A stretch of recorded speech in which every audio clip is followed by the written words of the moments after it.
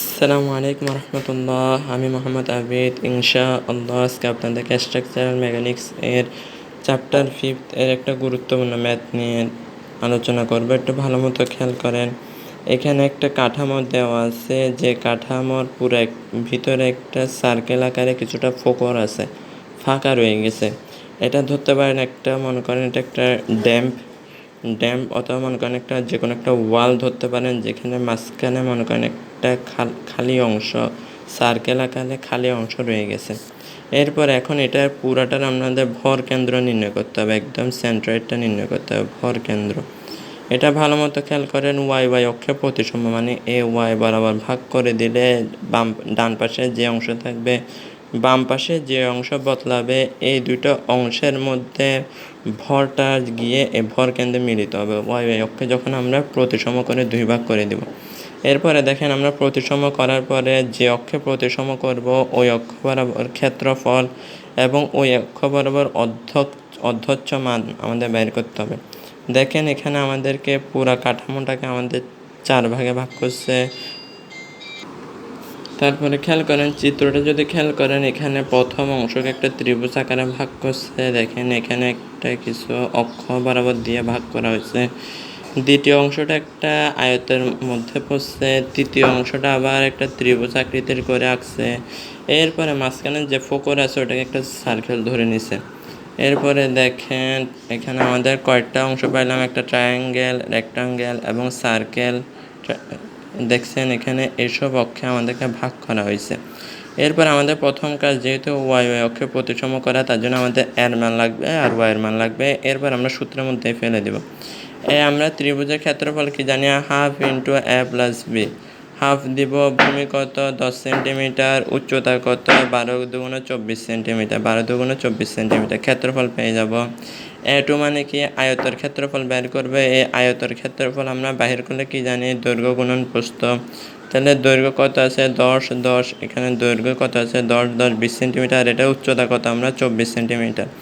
এরপর আমরা যখন A3 বের করব, A3 আবার আমাদের একটা ত্রিভুজের মধ্যে পড়ছে, তাহলে আমরা কি জানি, হাফ ইন্টু ভূমি গুণন উচ্চতা, ভূমি 10, উচ্চতা কত 24 সেন্টিমিটার হয়েছে। A4 মানে কি, আমরা একটা সার্কেলের এরিয়া বের করবো। সার্কেল অফ এরিয়া আমরা কি জানি, পাই ডি স্কোয়ার বাই 4।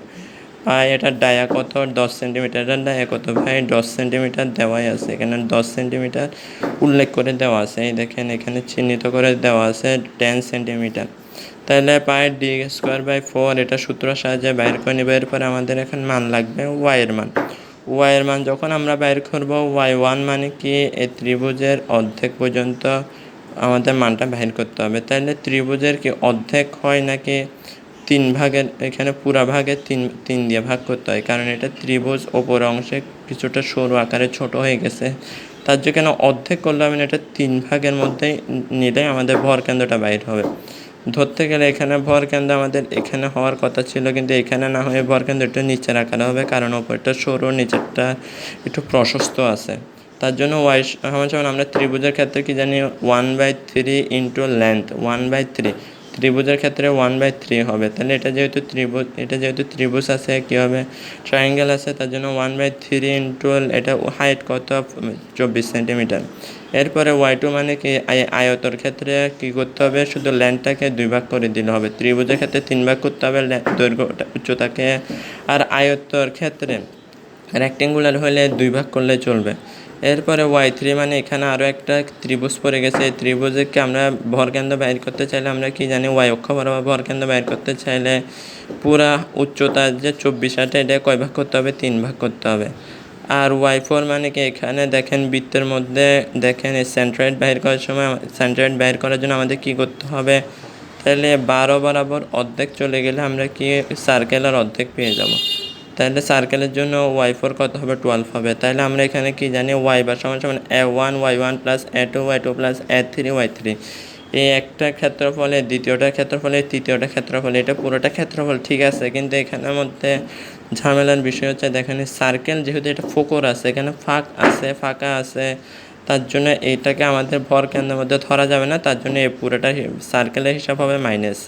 নিচেও দেখেন 1 2 3 যোগফলে 1 2 3 যোগফল ঠিক আছে, কিন্তু সার্কেলের জন্য যে ক্ষেত্রফল পাইছে ওইটা হবে মাইনাস।